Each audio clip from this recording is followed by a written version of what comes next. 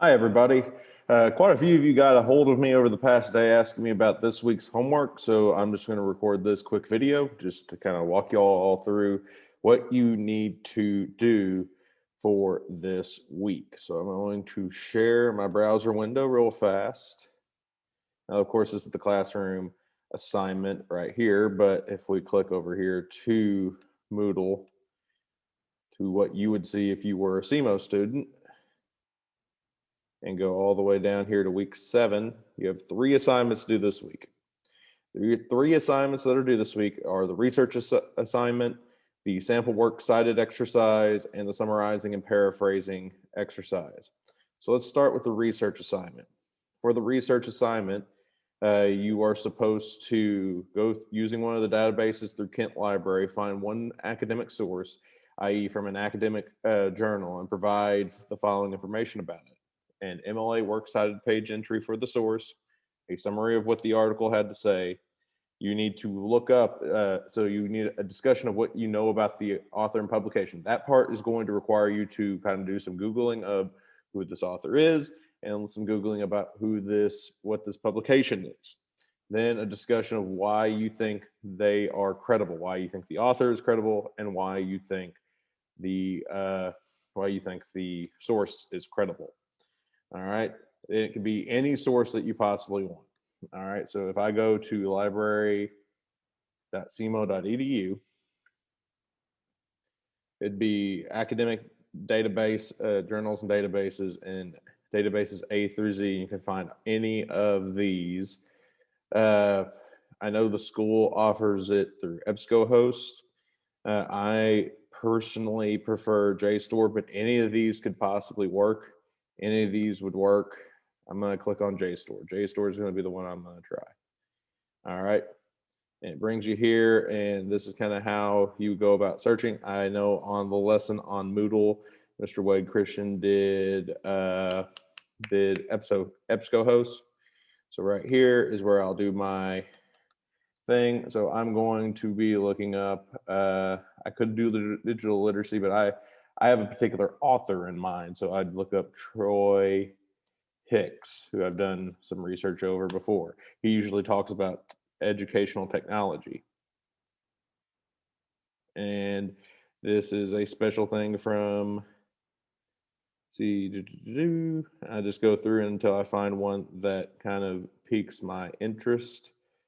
Of course, I need to limit it to journals. See, this is front matter. That means it's like the intro to the particular text. Here, I'll just, instead of it being Troy Hicks, I will search, yeah, I'll do digital literacy since I did that earlier. Digital literacy.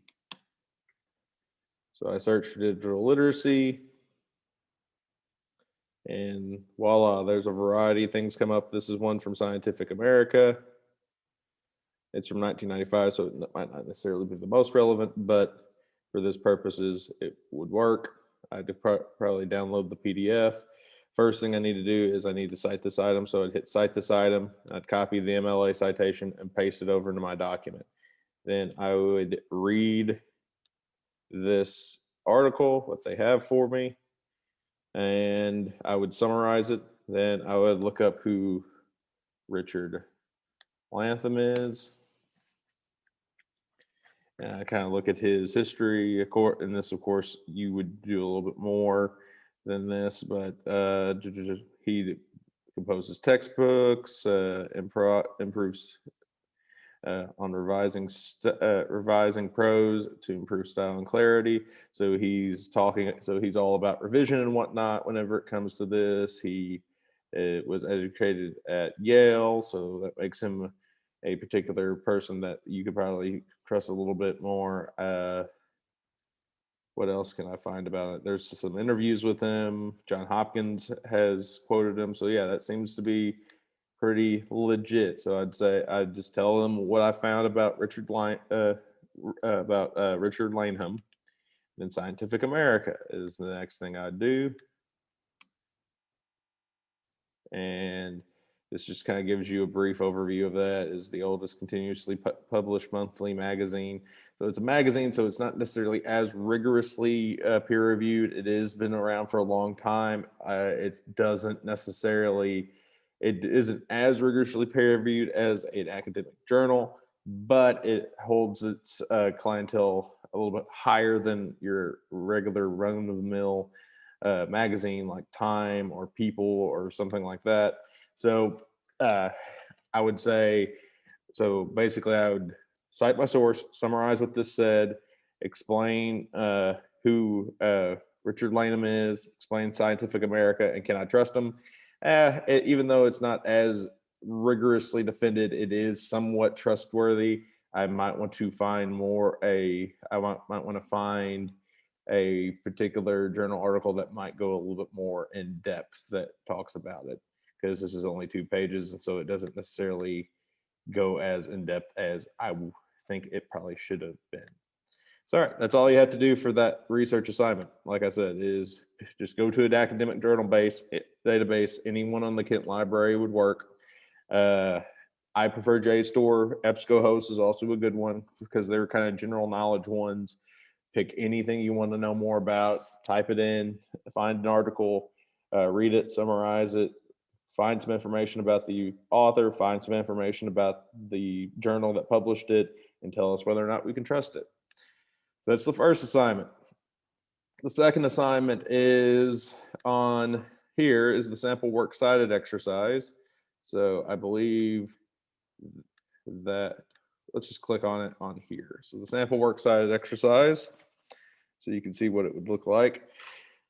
So basically, you need to create a citation for these 5 sources down here. You need to create a citation for these 5 sources down here. Now, some of them are not real sources, so you need to actually go through the rigmarole of actually constructing one manually instead of just doing what most people would do, which would be getting a citation off of the journal database or using something like EasyBib or Cite This For Me for the first thing that pops up.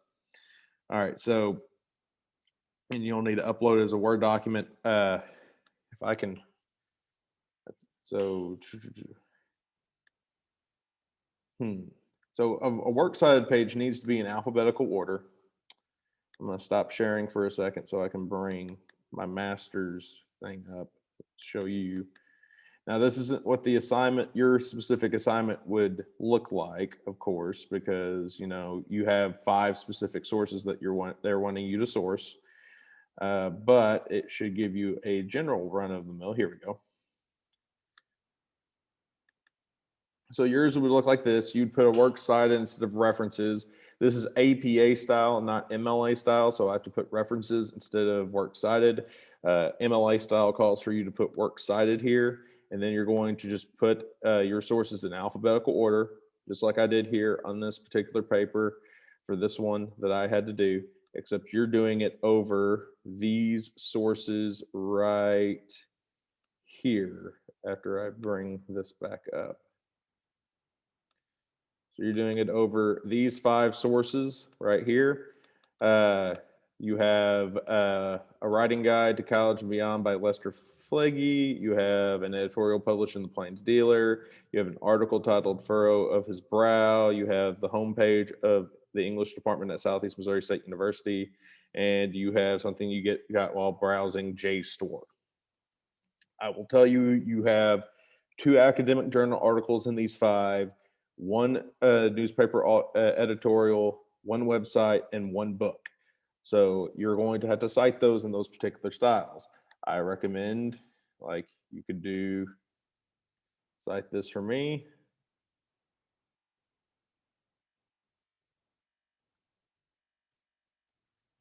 All right, I'd have to start a new bibliography, or you can do EasyBib or whatever one you feel the most comfortable in.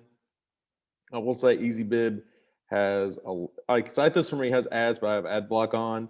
EasyBib has a lot more ads, or they force you to watch one really long ad, and then you could do it. You'd hit add reference, and you'd pick whichever one it is, and you'd have to do more. I'm going to help you out. The website is the CMO website. You're just going to need to Google that, and then you can find a lot of the information that you need to include in that. And so let's say you want to do the journal. We'll click on the journal. The newspaper article editorial is under more.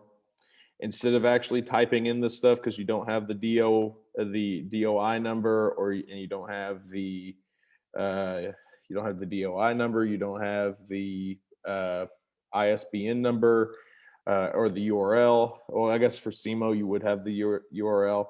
You're going to click Cite This Manually. And after you hit Cite This Manually, it'll give you all the information that you need to fill in, and all that information that you're filling in can be used based off of this right here that is provided. All right, so you'll do all that, fill in all the information, hit Complete Citation, and then it will generate a citation that you'd copy and paste over into your Works Cited page. And you just need to make sure you keep those in alphabetical order based on the first entry in the citation. Let's talk about the very last one now let's move on to the very last assignment, the summarizing and paraphrasing assignment. So here we go. For this one, you will be summarizing this information right here. He wants you to create a summary for what I have highlighted right here. He gives you an example of an ineffective summary, one that is bad, and tells you why it's bad. All right, don't do what is below. Take this and write your own summary in a correct manner. Then you're doing the same thing for this right here, except you're going to paraphrase. It gives you a bad paraphrase, explains why it's bad, and then he wants you to paraphrase this one correctly. So for this activity, you're going to summarize this information right here. You're going to paraphrase this information right here. All right, one last thing. Since this is your, since you have a essay due next Wednesday, some of you need to probably start working on your observation essay. For your observation essay, the best advice I can give you is this right here. All right, this assignment sheet does a pretty good job at explaining what you need to do. Okay, so go to the observation website, or go to the observation assignment sheet, and it tells you what to think about while you're collecting data. It talks to you about how to organize it and things you should consider while writing it. The organization is also a big key to how to write this particular type of essay. All right. So as long as you have answered the questions right here and down here, you should be fine with your essay, which of course is due next Wednesday, the first draft of which is due next Wednesday. All right, so that is what to do this week. Once again, we'll be doing 3 assignments.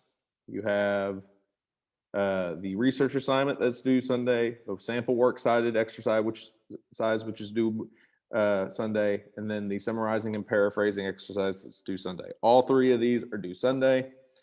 If you have any questions, please email me, or you can email Mr. Wade Christian. So that's all I have for you.